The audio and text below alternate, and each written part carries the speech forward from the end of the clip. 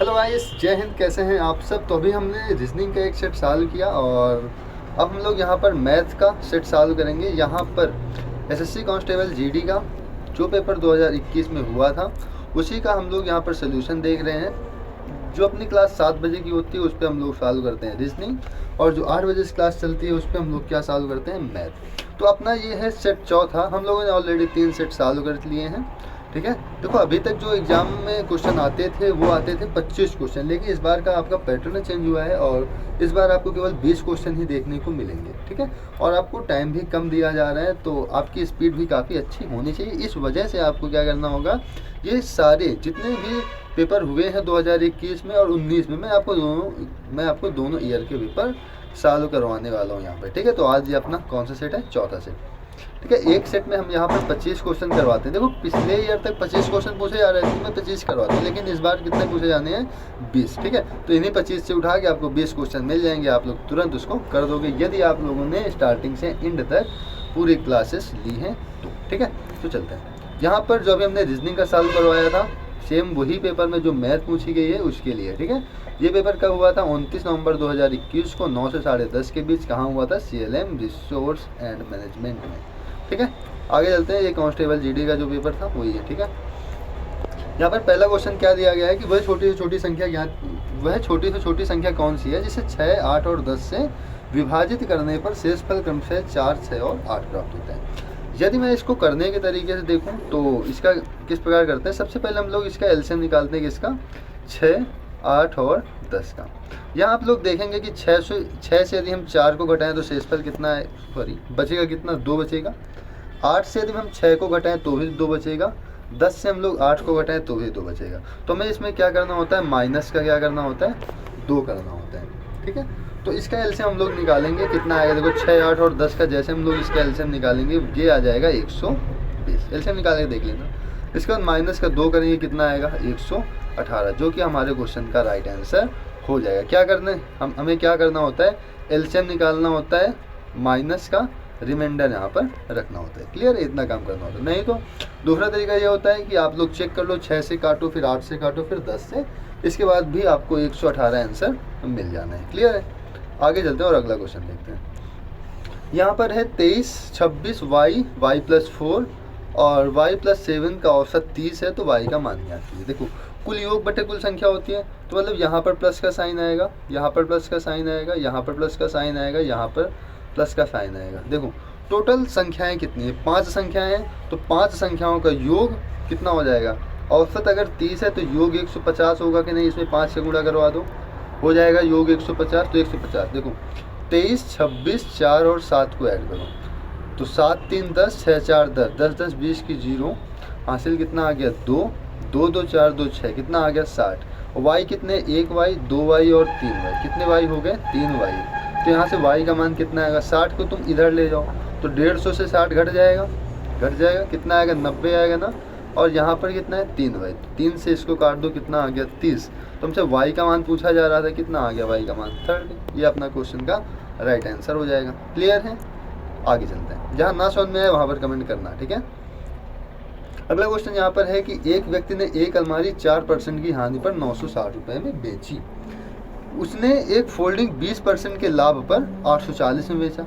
उसका लाभ या हानि हमें ज्ञात करना। देखो 4% की हानि पर बेचा, मतलब वो सामान को 96% में बेचा है। 96% की वैल्यू कितनी है, 960। तो हमें जानना है कि 100% की वैल्यू कितनी होगी। ठीक है।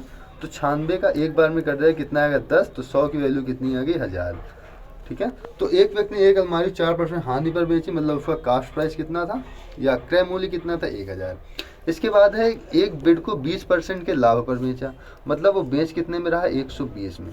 और 120 की जो वैल्यू इसमें दे रखी है वो कितनी दे रखी है, तो 20% का लाभ है ना। मान लो 100 रुपये कास्ट प्राइस था और लाभ हो रहा है 20 का, तो 120 में बेचेगा ना। तो 120 की वैल्यू कितनी दे रखी है यहाँ पर, 840। तो पूछ रहा है भैया 100 की वैल्यू बता दो, तो 100 की वैल्यू कितनी आ जाएगी, 12, 7, 84। यहाँ पर हो गया कितना, 700। यहाँ पर कितना हो गया, 700 हो गया। अब देखो सामान कितने का था, 1000। तो यहाँ का कास्ट प्राइस था 700 का, यहाँ का कास्ट प्राइस था, तो 1700 रुपये दोनों वस्तुओं का क्रय मूल्य था। इसने बेचा कितने में, देखो 960 में यहाँ बेचे हैं, 840 में यहाँ भेजा, बेचा कितने का है 0, 6 4 10, 9 9 18, 1800 का, 1700 का खरीदा, 1800 का बेच दिया, कितने का फ़ायदा कर लिया इसने, 100 रुपया का लाभ इसने कमा लिया। ठीक है, आगे चलते हैं। हाँ, स्क्रीनशॉट ले लेना। ठीक है, हाँ अगर हो सकेगा तो मैं इसकी पीडीएफ भी दे दूंगा। ठीक है, एक बार डिस्क्रिप्शन चेक कर लेना, वहाँ पर हो सकता है इसकी पीडीएफ मैं दे दूँ। ठीक है, पीडीएफ भी मिल जाएगी आपको। यहाँ पर देखो, यदि 12,800 की धनराशि 9% वार्षिक साधारण ब्याज की दर पर 5 वर्षों के लिए निवेश किया जाता है तो बैंक द्वारा लौटाया जाने वाला मिश्र धन कितना होगा। तो साधारण ब्याज का फार्मूला PRT/100 जो होता है, ये ब्याज होता है साधारण ब्याज। यहाँ पर P क्या होता है, जिसको फार्मूला लिखना है लिख लो। P होता है मूलधन, R होता है दर, T होता है टाइम। ठीक है, तो कितने की राशि है 12,800 की राशि, इतनी तो तुम्हें लौटाना ही, मतलब वापस ही करना पड़ेगा। प्लस क्या करना पड़ेगा 12,800 इंटू, ये तो हो गया मूलधन। रेट कितना लग रहा है 9%, 9 गुणे टाइम कितना है, टाइम है 5 वर्ष, तो 5 कर लो। बटे में कितना हो जाएगा, बटे में हो जाएगा 100, 2 जीरो से 2 जीरो कट जाएंगे। कितना, 2 जीरो से 2 जीरो तुम्हारे कट जाएंगे। अब इसका आप लोग यहाँ पर मल्टीप्लाई करवा लो। 9 8 72 की 2 हासिल 7, 9 दूनी 18, 2 20 5 25 की 5 हासिल 2, 9 91 9, 9 2 कितना हो जाएगा 11, कितना हो गया 11। अब यहाँ पर हमें 5 से मल्टीप्लाई करवाना होगा, करवा लो। 2 पर 5 का, 5 दूनी 10, 5 25 25 1 26 की 6 हासिल 2, 5 91 5 2 7 और यहाँ पर 5, कितना 5760। तो 5760 इसका क्या हो जाएगा, इसका ये हो जाएगा ब्याज। ठीक है, तो 0 0 यहाँ पर 5 आएगा, यहाँ पर 8 आएगा, 18,560 आपका क्या हो जाएगा, राइट आंसर हो जाएगा। क्लियर है, आगे चलते हैं।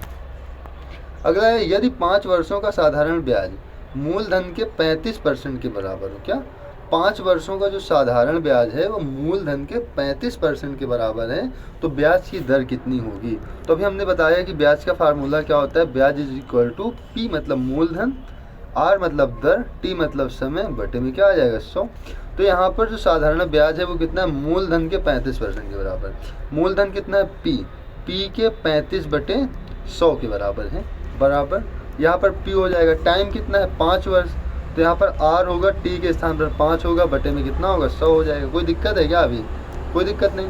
तो 100 से 100 कट जाएगा, 5 7 35 हो जाएगा, P से P कट जाएगा, तो R का मान यहाँ पे देखो कितना आ गया 7 आ गया, तो यहाँ 7% क्या हो जाएगा, दर हो जाएगा आपका। ठीक है, तो ये फार्मूला आप लोग लिख लीजिएगा और आगे चलते हैं।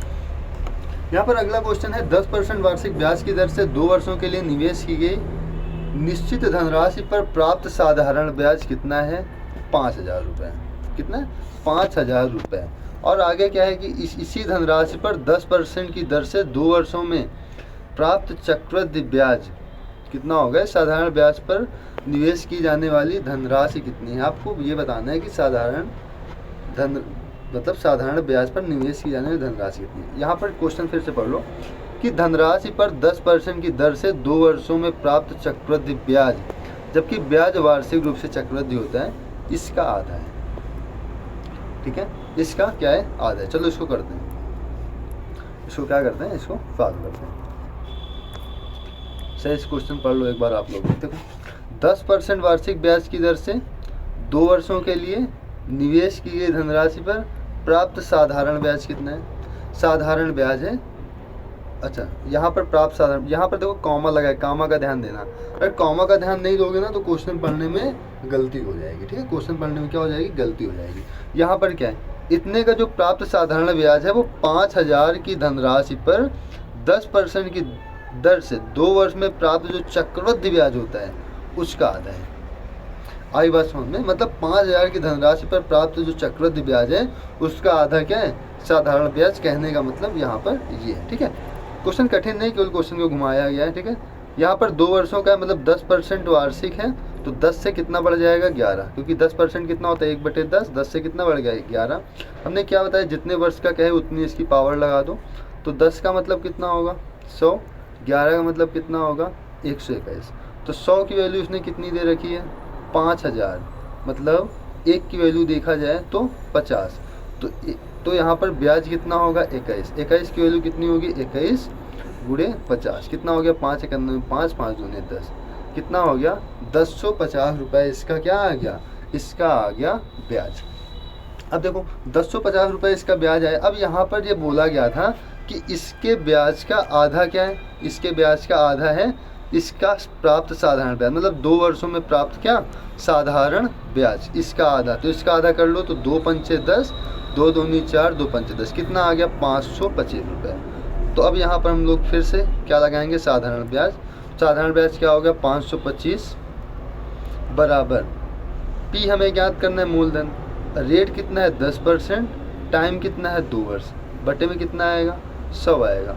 0 से 0 कट जाएगा, 2 पंचे 10 और 5 से गुणा किधर हो जाएगा इस साइड, 5 पचे 25 की 5 हासिल 2, 5 दूनी 10, 2 12, 5 पचे 25 1 26, कितना हो गया 2625 आपका राइट आंसर हो जाएगा। ऑप्शन नंबर डी क्या हो जाएगा इसका राइट आंसर हो जाएगा। ठीक है, आगे हम लोग क्वेश्चन देखते हैं।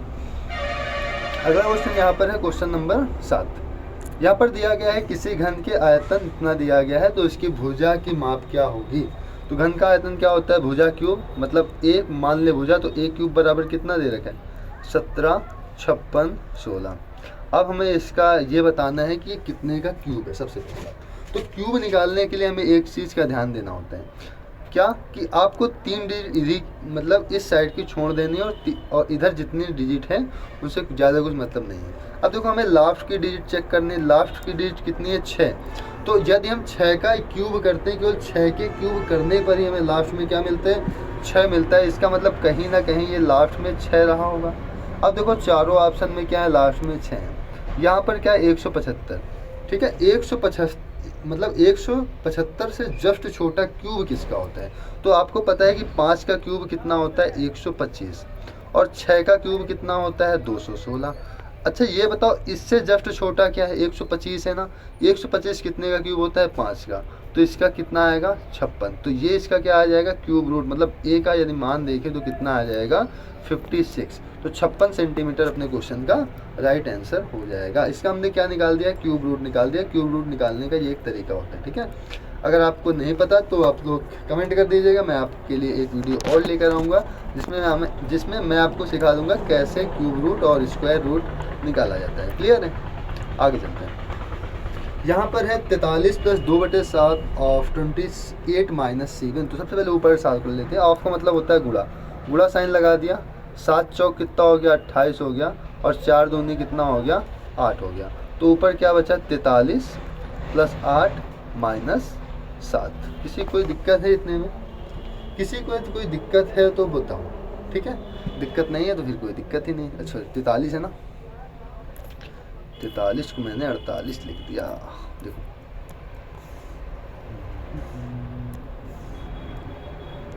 ठीक है, अब चालू करते हैं हम लोग नीचे का।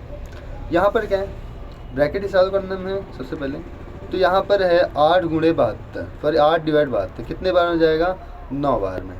ठीक है, 9 गुणे 2.5 तो 9 का मल्टीप्लाई कर दो 2.5 में कितना हो जाएगा 9 दूनी 18 सॉरी 9 अपना 45 की 5 हासिल 4, 9 दूनी 18, 19 20 21 22 कितना आ गया 22.5। ब्रैकेट लगा लो, माइनस का साइन लगा लो। ये वाला ब्रैकेट हम लोग सॉल्व करेंगे तो ये हो जाएगा 4 दूनी 8/9। क्या 0 ही पहुंच जाएगा क्या 0 ही पहुंच जाएगा क्या। ये देखो 8 के अंदर में 8 एक 9, ये 9/8 हो जाएगा। ब्रैकेट सॉल्व करेंगे, एलसीएम कितना आएगा 9 आएगा, 3 त्रिक 9 3 आया ना, 4 3 12 माइनस कितना हो जाएगा 8, कितना हो जाएगा 9/8 गुणे 8 4/9। तो इससे ये कट जाएगा 4 दूनी 8 कितना आ गया 1/2, 1/2 का मतलब 0.5 कितना आ गया। चलो ऊपर सॉल्व करेंगे, 8 से 7 जाए कितना आएगा 1 आएगा 43 और 1 कितना हो जाएगा 44, कितना हो जाएगा 44। और नीचे से 22.5 से 0.5 घटाओ कितना आएगा 22। तो 44 से आप लोग 22 को डिवाइड करोगे कितना आएगा 22 दूनी 44। तो 2 इसका क्या हो जाएगा राइट आंसर हो जाएगा। क्लियर है, आगे चलते हैं। क्वेश्चन नंबर 9 की बात करते हैं। तो यहाँ पर क्या है एक समूह में 30 लड़कियों का औसत भार 35 किलो है। कितना 30 लड़कियों का औसत भार 35 किलो। हम यहाँ पर ऐसे लिख लेते हैं 30 का औसत भार कितना है 35 किलो। अब क्या होता है कि उस समूह में एक लड़की और आ जाती है। जैसे ही एक लड़की आई तो लड़कियां कितनी हुई 31। तो इसका क्या वजन कितना बढ़ जाता है 2 किलो सबका बढ़ जाता है। कितना 2 किलो वजन सबका यहाँ पर बढ़ जाता है। अगर 31 लड़कियां हैं 2 किलो वजन बढ़ गया तो कितना वजन बढ़ गया 62 किलो वजन बढ़ गया। हमने मान लिया पहले सभी का वजन था 35 किलो, बढ़ा कितना है 62 किलो। तो शामिल हुई नई लड़की का भार कितना है 5 2 7 6 3 9 97 किलोग्राम। ऑप्शन नंबर आपका बी यहाँ पर राइट हो जाएगा। क्लियर है, आगे चलते हैं। अगला यहाँ पर आपको बॉडमास, फिर देखो बॉडमास रूल पढ़ लो बेहतरीन तरीके से, ठीक है, क्योंकि प्रत्येक सेट में यदि मैं बात करूँ तो 1 से 2 क्वेश्चन आपको बॉडमास रूल के मिलते ही मिलते हैं, ठीक है। तो देखो सबसे पहले हमें ऑफ सॉल्व करना है, ब्रैकेट सबसे पहले सॉल्व करना है, ठीक है। ब्रैकेट कहाँ पर है, यहाँ पर है। इस ब्रैकेट को यदि मैं सॉल्व करूँ तो यहाँ पर कितना आएगा, सिंपल से 6 आ जाएगा। क्लियर है, यहाँ पर ऑफ लगा हुआ है, 4 चौक कितना हो जाएगा 16 हो जाएगा। यहाँ पर भी ऑफ लगा हुआ है, 10 दाम में कितना हो जाएगा 100 हो जाएगा। किसी को इतने में कोई दिक्कत है तो बता सकते हैं, ठीक है। अब देखो यहाँ पर 5 लिखा है, 5 लिख लेंगे। ये यहाँ पर किसका साइन लगा है, भाग का साइन लगा है। हम यहाँ पर गुणे का साइन लगा के 1/100 लिख सकते हैं क्या, लिख लेंगे। यहाँ पर मल्टीप्लाई कितना है 4 है, प्लस में आओ, प्लस में फिर यहाँ पर कितना लिखा है 4 लिखा हुआ है। ये डिवाइड है, डिवाइड को क्या मैं फिर मल्टीप्लाई लिख के 1/16 लिख लूँ, किसी को दिक्कत है कुछ नहीं ना। तो ये डिवाइड का साइन लगा, मैंने यहाँ पर क्या लिखा मल्टीप्लाई। अब यहाँ पर कितना हो गया 1/16, फिर मल्टीप्लाई में कितना है 10 है, तो मल्टीप्लाई में 10 लिख लेता हूँ। प्लस का यहाँ पर 6 है, यहाँ पर फिर डिवाइड कितना है 16, तो 1/, मैं इसको कितना लिख लूँ 16, और गुणे में कितना लिख लूँ मैं 4। अब बताओ इतने में आपको कोई भी दिक्कत हो रही है तो आप लोग बता सकते हैं, ठीक है। मैं आगे चलूँ, ठीक है, आगे चलते हैं। यहाँ पर देखो 4 चौक 16, 4 चौक यहाँ पर भी 16, 2 से कट कर लो, 2 दूनी 4, 2 पंचे 10, 4 से कट कर 2 दूनी 4, 2 तिहाई 6, कितना हो गया, इसको कट कर लो। 5 चौके 20, 20 से कितना होगा 20 पंचे 100, कितना आ गया 1/5, प्लस ये आएगा 5/2 प्लस 3/2, ठीक है। इसको सॉल्व कर लेंगे, एलसीएम आएगा 10, 5 दूनी 10 तो हो जाएगा 2, और 2 पंचे 10 तो 5 पचे 25, और यहाँ पर कितना आएगा 2 पंचे 10, 5 तियां 15, इतना आ जाएगा। टोटल कर लो 25, 5 30 2, कुछ गलत कर ले क्या, 2 3 पचे 15 ना, हाँ ठीक तो है। तो 25, 5 30 10 40 तो 42, 42 बटे कितना आएगा 10, 42 बटे 10 कितना होता है 21/5। अपना राइट आंसर क्या होगा, ऑप्शन नंबर 3। क्लियर है, आगे चलते हैं। अगले क्वेश्चन की यदि मैं बात करूँ तो इसमें क्या कह रहा है कि 4 सेंटीमीटर 5 सेंटीमीटर 6 सेंटीमीटर भुजाओं वाले एक घनाभ है। मान लो कुछ ये घनाभ इस प्रकार का बना हुआ है, ठीक है, कुछ ये ऐसे का घनाभ बना हुआ है। क्लियर, मैं बना देता हूँ इसको।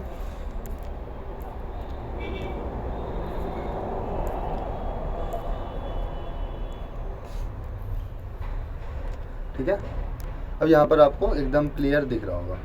अब देखो इस घनाभ पे 4 सेंटीमीटर, यदि मैं इसको 4 मान लूँ, ये लंबाई होती है, चौड़ाई होती है, ऊंचाई होती है, ठीक है, 4 5 6 के अनुपात में। अब क्या करते हैं कि इसका सबसे पहले आयतन निकाल लेते हैं।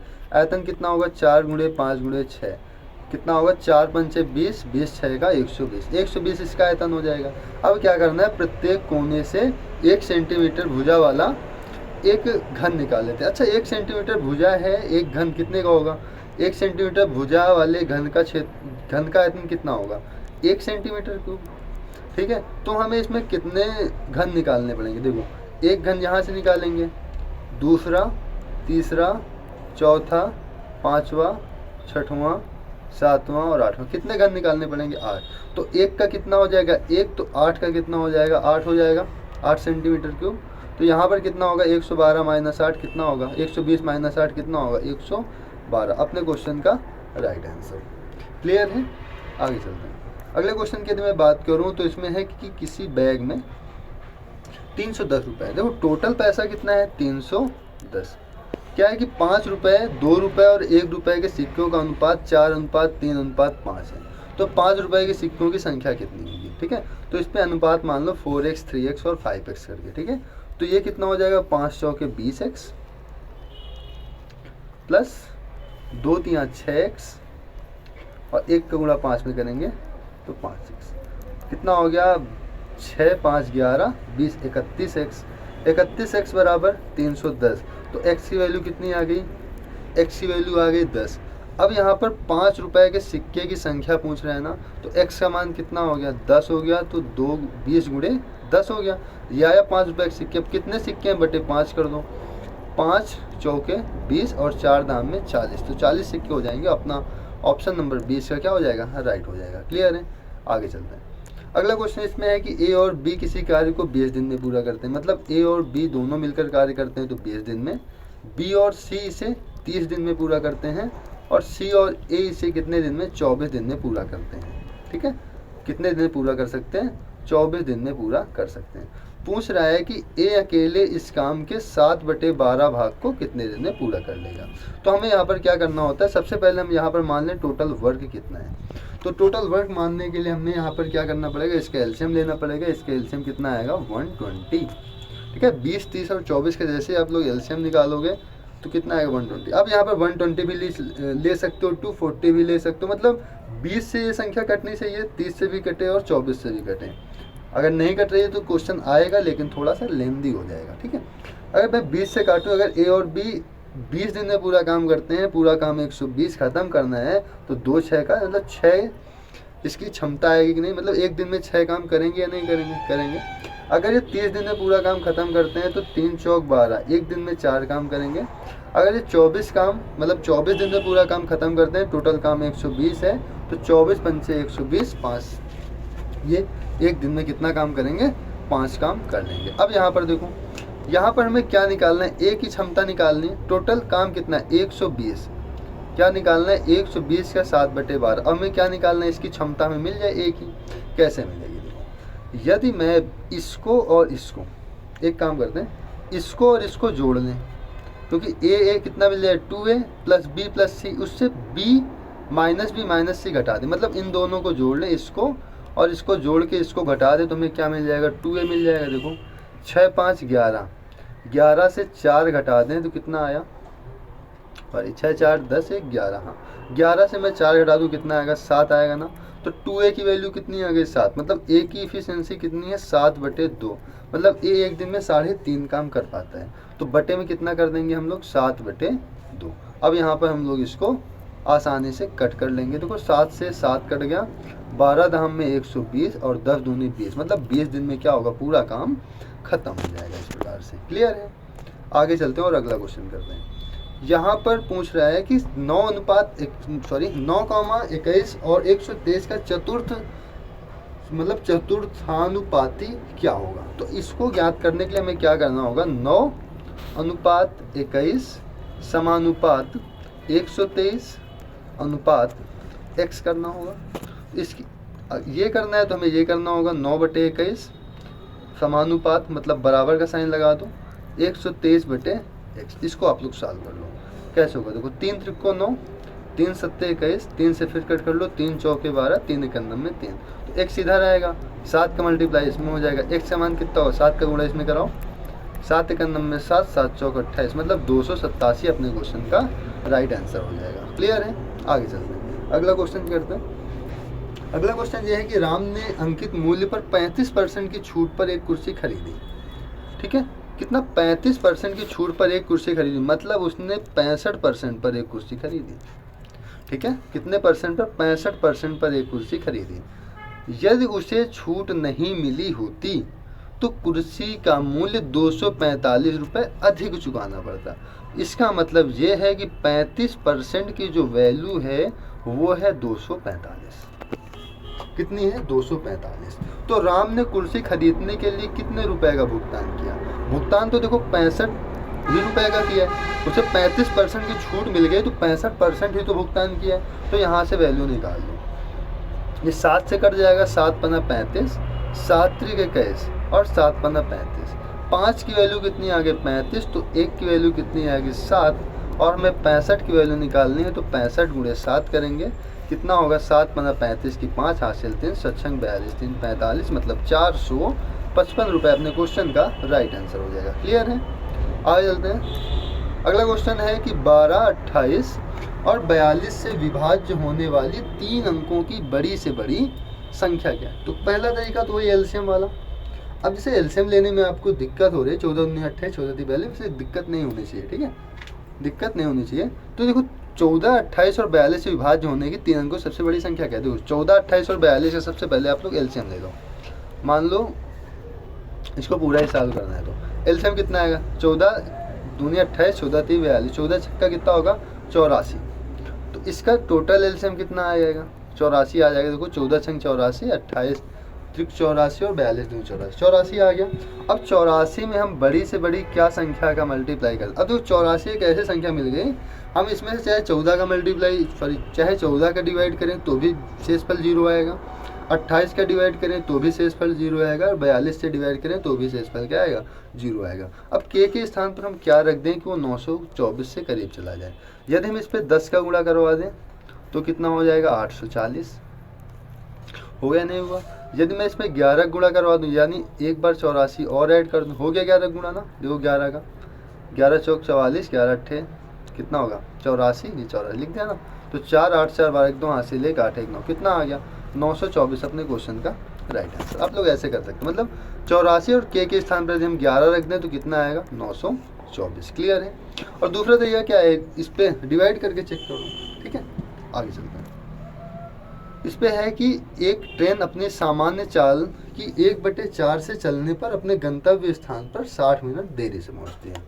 देखो यहाँ पर फार्मूला क्या होता है, चाल बराबर दूरी बटे समय, या हम लिख सकते हैं चाल इंटू समय बराबर दूरी।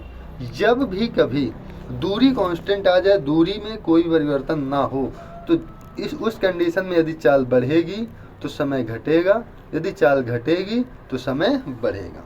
ठीक है, जैसे मान लो तुम्हें यहाँ से यहाँ तक 1 किलोमीटर तुम्हें जाना है, यदि आपने चाल बढ़ा दिया तो टाइम क्या लगेगा, कम लगेगा ना।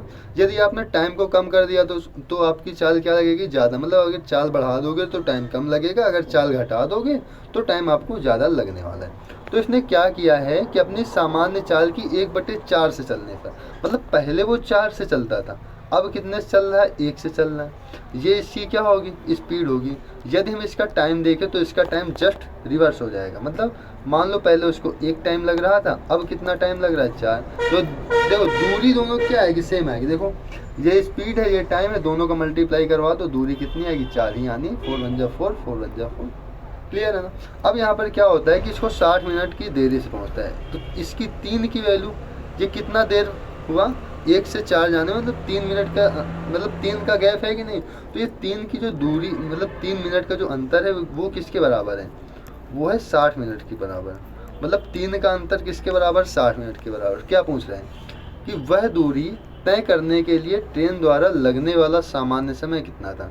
तो सामान्य स्पीड तो 4 थी, तो सामान्य टाइम कितना लग रहा था, 1 लग रहा था। तो सामान्य समय ही पूछ रहा, तो 1 बराबर 2 3 6 कितना आएगा 20 मिनट। तो आपका ऑप्शन क्या हो जाएगा, ऑप्शन नंबर फर्स्ट आपका राइट हो जाएगा। क्लियर है।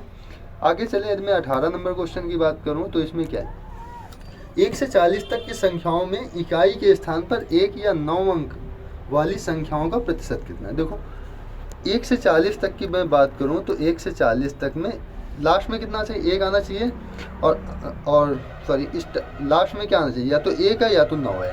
हम 1 में देख लेते हैं, लास्ट में 1 आ रहे हैं, 9 में देखेंगे तो भी लास्ट में 1 आ रहे हैं, 11 में देखेंगे तो लास्ट में 1 है, 19 में देख लो तो भी लास्ट में 1, 21 और 29 में देखो तो 1 और 9 मिल रहा है, और इसके बाद 31 या 39 में देख लूँ तो भी 1 और 9 मिल रहा है। तो कितना है 1 2 3 4 5 6 7 8, कितनी संख्या है 8 संख्या है। कितनी संख्या में से 40 में से, परसेंटेज के लिए 100, 0 से 0 कट गया, 4 दूनी 8 हो गया, और 10 दूनी कितना हो गया 20। तो मतलब 20% संख्याएं हैं। ठीक है, आगे चलते हैं। अगला है कि ए किसी प्रोजेक्ट को 10 दिन में और बी 15 दिन में पूरा कर सकता है। कितने दिन में, ए किसी प्रोजेक्ट को 10 दिन में और बी उसे 15 दिन में पूरा कर सकता है। अब आगे हुआ क्या, ए और बी दोनों एक साथ मिलकर उस प्रोजेक्ट पर काम करना शुरू करते हैं, लेकिन ए प्रोजेक्ट पूरा होने से पहले काम छोड़ देते हैं। अब देखो सेम कल वाला क्वेश्चन, यहाँ पर क्या हुआ, अगर काम समाप्त होने से पहले कोई काम छोड़े तो उससे आप काम करवा लो ज़बरदस्ती करके। ठीक है, कि आप काम करके ही जाओगे। अगर कोई स्टार्टिंग से ही छोड़ रहा है, जैसे आपको पता हो जाए कि हमें कोई काम करवाना है और जो काम करने वाला है 2 दिन करेगा फिर चला जाएगा, क्या आप उससे काम करवाना पसंद करेंगे?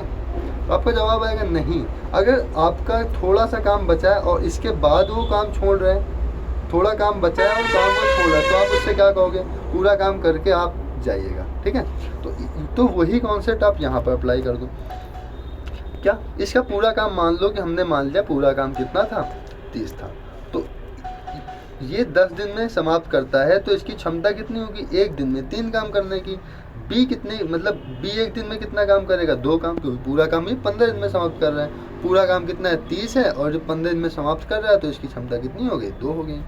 अब यहाँ पर क्या हो रहा है, ये प्रोजेक्ट पूरा करने के 5 दिन पहले जा रहे हैं, इसको रोको। मतलब अगर ये 5 दिन पहले गया तो 5 गुणे 3 15 काम छोड़ के चला जाएगा, तो 15 काम तो ये करेगा ही नहीं। हाँ, तो इससे क्या करो, 15 काम और करवा लो। तो 30 10 40 कितना काम हो गया, 45 काम। कॉम 2 लोग कर रहे हैं, ए और बी, तो ये लोग कितना काम करेंगे एक दिन में, तो 3 और 2 5 काम, तो 5 से इसमें डिवाइड कर दो, कितना आएगा, 5 9 45, मतलब 9 दिन तक इनको पूरा टाइम लगा था पूरा काम समाप्त करने में। क्लियर है, आगे चलते हैं। क्वेश्चन नंबर 20 की बात करूँ तो इसमें है कि एक पंखे का अंकित मूल्य 1780 है और इसे 1155.40 में बेचा जाता है, तो दी गई प्रतिशत छूट कितनी, बताओ इसका बीच का अंतर कितना है। तो इससे इसको घटाओ, कितना आएगा, 0। देखो 1780 और 1655.5, सॉरी 4 0 है ना, 40, यहाँ 0 0 लगा लो, घटाओ इसको, 0 6, 9 से 5 जाएगा 4 आएगा, 7 से 5 जाएगा 2 आएगा, 124.60 कितना आया, 124.6 लिख लो, 60 लिख लो, ठीक है। मल्टीप्लाई में कितना लगाएंगे हम लोग, 100, और कितने में से, 1780 में से। देखो 0 से 1 0 कट गया, ऊपर कितना बचा, ऊपर बचा 1246/178, ठीक है। ये कितने बार में कट जाएगा, देखो इसको आप काटो, कितने से कटेगा, ये 4 से कट जाएगा, 8 से, देखो 8 दूनी 16, 8 से नहीं कटेगा, 4 से ही काट लो, 4 चौक 16, 4 से नहीं कटेगा, 2 से कट कर लो, ठीक है। जैसे आप लोग इसका भाग इसमें देंगे तो आपका आंसर कितना आने वाला है, 7%, मतलब ये इससे कट जाएगा, आंसर कितना आएगा, 7%, मतलब ये 17 बार में कट जाएगा, ठीक है। आगे चलते हैं। अगला क्वेश्चन यदि मैं करूँ तो इसमें क्या है, एक कार की चाल बस की चाल की 1 से 1/5 गुना। यदि मैं कार की चाल ऐसे लिखूँ, बस की चाल को मैं b मान लूँ, तो कितना है, 5 1 में 5 1 6/5 गुना। कोई दिक्कत है इसमें, नहीं ना, आगे चलते हैं। अगला है, एक ट्रेन 1200 किलोमीटर 15 घंटे में तय करती है। अगर ये 1200 किलोमीटर 15 घंटे में तय करती है तो इसकी 1 घंटे की चाल कितनी हो गई, 80 किलोमीटर प्रति घंटा इसकी क्या हो गई, चाल हो गई। कोई दिक्कत है क्या, ये किसकी चाल हो गई, ट्रेन की। और यहाँ पर बोला गया है यदि बस की चाल, जो ये बी है, ये बी की चाल जो है ट्रेन की चाल की 4 से 1/4, मतलब 4 1 में 4 और 5/4 गुना है, किसकी, ट्रेन की चाल की, इस प्रकार से। तो यदि मैं बी को इधर ले आऊँ तो कितना होगा, c/b बराबर 6/5। इसकी बात करूँ तो b/t बराबर 5/4। अब देखो यहाँ में अनुपात सेट करने की आवश्यकता तो है ही नहीं, क्योंकि b की वैल्यू यहाँ भी 5 है, b की वैल्यू यहाँ भी 5 है। इसकी चाल कितनी, 4। अगर 4 बराबर 80 के है तो 1 बराबर 20 के होगा या नहीं होगा, क्योंकि ये ट्रेन की चाल दी गई थी। पूछ क्या रहे, कार 7 घंटे में कितनी दूरी तय करेगी, तो कार की चाल कितनी है, 6। 1 घंटे मतलब 1 बराबर किसका है, 20 के है, तो 6 बराबर कितना हो जाएगा, 120 के। और ये कितने घंटे में, 7 घंटे में कितनी दूरी तय करे, मतलब कार की चाल कितनी है, 120। 7 घंटे में कितना दूरी जाएगी, 12 7 84, मतलब 840 किलोमीटर अपने क्वेश्चन का राइट आंसर हो जाएगा। क्लियर है, आगे अगला क्वेश्चन देखते हैं। यहाँ पर है, एक व्यक्ति ने 8875 में एक ओवन बेचा और इस लेन देन में उसे 25% का लाभ हुआ। यदि उसने इस ओवन को 6937 में बेचा होता तो उसका प्रतिशत लाभ या हानि दशमलव के 2 स्थानों तक कितना होगा। आपसे यही क्वेश्चन पूछा जा रहा है। और देखो इस पे जो ऑप्शन है वो बहुत नज़दीक है। देखो 2.29% हानि, 2.30% लाभ, 2.30% हानि, 2.29% लाभ। चलो देखते हैं। 8875 में मतलब 125%, 25% का लाभ होना, तो 125% का मतलब कितना हो गया, 8875 मतलब 8875 बराबर हम कितना लिख सकते हैं, 125। देखो जब वो 8875 में बेचता है तो उसे 25% का लाभ होता है, मतलब वो बेचता है 125% में।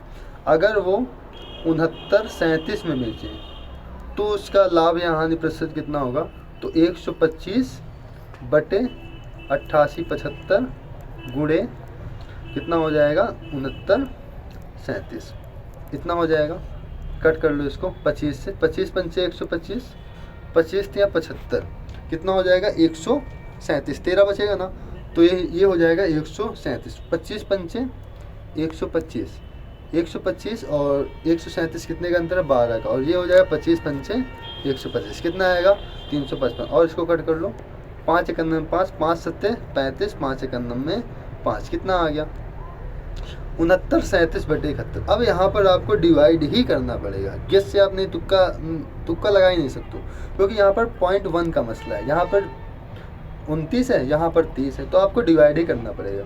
डिवाइड कर लेते हैं इसको, 71 भागे 6937 कितने बार जाएगा, उधर डिवाइड कर लें क्या, नेक्स्ट पेज में 71 भागे 6937 डिवाइड करते हैं, 71 भागे 6937 देखो कितने बार जाएगा, 2 बार, सॉरी 1 मिनट,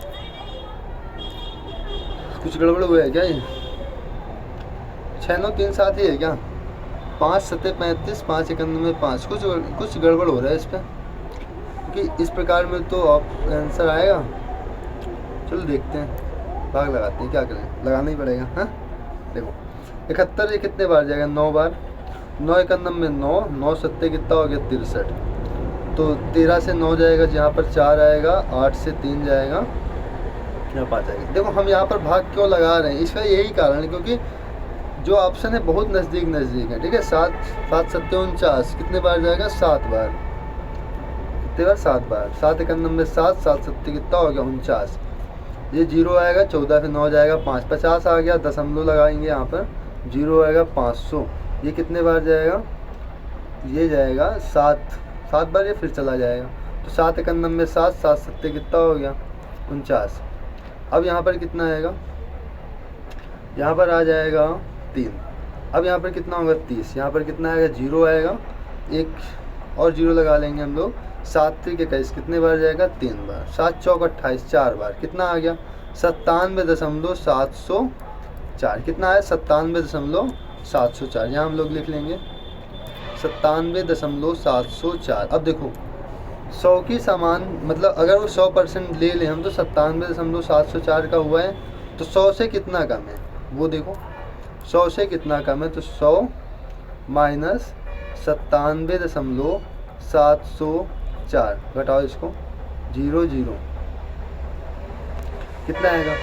अगर देखो यदि मैं इधर का ये वाली संख्या ले लूँ, ध्यान देना, और तब घटाऊँ तो आएगा 29, हानि तो हो रही पहली बात, तो तब आएगा यहाँ पर 29 और यहाँ आएगा 2.29। इस प्रकार से आपका ऑप्शन नंबर ए सही होगा। लेकिन अगर आप लोग यहाँ पर 2 ही अंक ले रहे हो 70 तक, तो इस हिसाब से आपका ऑप्शन नंबर क्या सही होगा, ऑप्शन नंबर सही होगा 3rd, ठीक है। अगर 100% ऑप्शन की बात करें तो ऑप्शन नंबर कौन सा सही होगा, ऑप्शन नंबर 1st ही सही होगा। लेकिन अगर 2 अंक हम ले रहे हैं जैसे कि इसमें बोला हुआ है, तो उस हिसाब से हमारा आंसर क्या होगा, आंसर नंबर 3rd सही हो जाएगा। क्लियर है, आगे चलते हैं।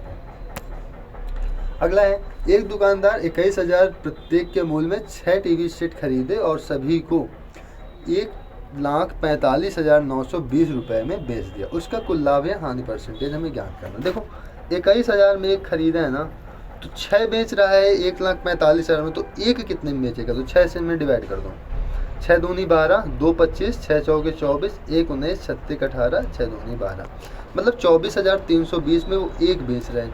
मतलब वो कितने का फ़ायदा जनरेट कर रहा है, फ़ायदा उठा रहा है। मतलब ये ऑप्शन और ये ऑप्शन तो होने वाले नहीं है।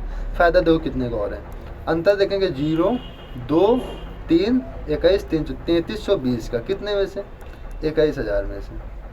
परसेंटेज के लिए 100, देखो 3 0 से 3 0 ये कट गए, कितना, 3 0 से 3 0 ये कट गए। अब देखो इसको हम लोग कट करेंगे, कितने से कट हो जाएगा, 3 से देख लो, 3 7 21, देखो ऑप्शन अभी दूर दूर है, ठीक है।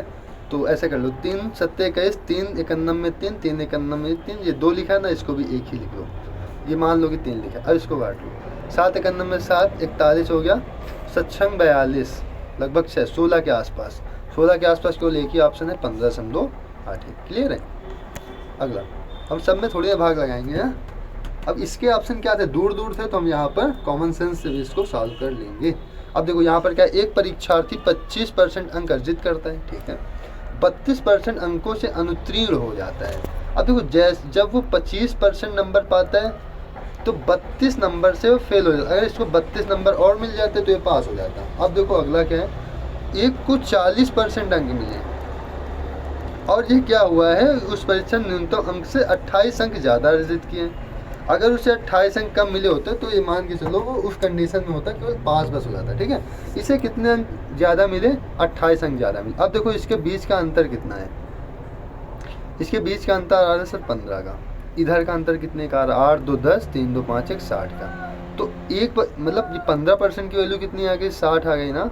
तो क्या पूछ रहे हैं, 72% अंक अर्जित करने के लिए परीक्षार्थी ने कितने अंक प्राप्त किए। तो 15% बराबर 60, तो 72% की आप यहाँ पर वैल्यू निकाल लो, 15 चौके 60, 72 की वैल्यू निकालनी है तो 72 गुणे क्या करना पड़ेगा 4, तो 4 दूनी 8, 4 सत्ते 28, कितना हो गया 288। ऑप्शन नंबर 3 हमारा क्या हो जाएगा, राइट हो जाएगा। अगला चलते हैं क्वेश्चन नंबर 25 की बात करें तो इसमें है कि 3 संख्याएं ए बी और सी क्रमशः 4 5 8 के अनुपात में, किस अनुपात में, 4 अनुपात 5 अनुपात 8 के अनुपात में। यहाँ पर क्या किया गया है कि प्रत्येक को 15%, 24% और 35% बढ़ा दिया गया।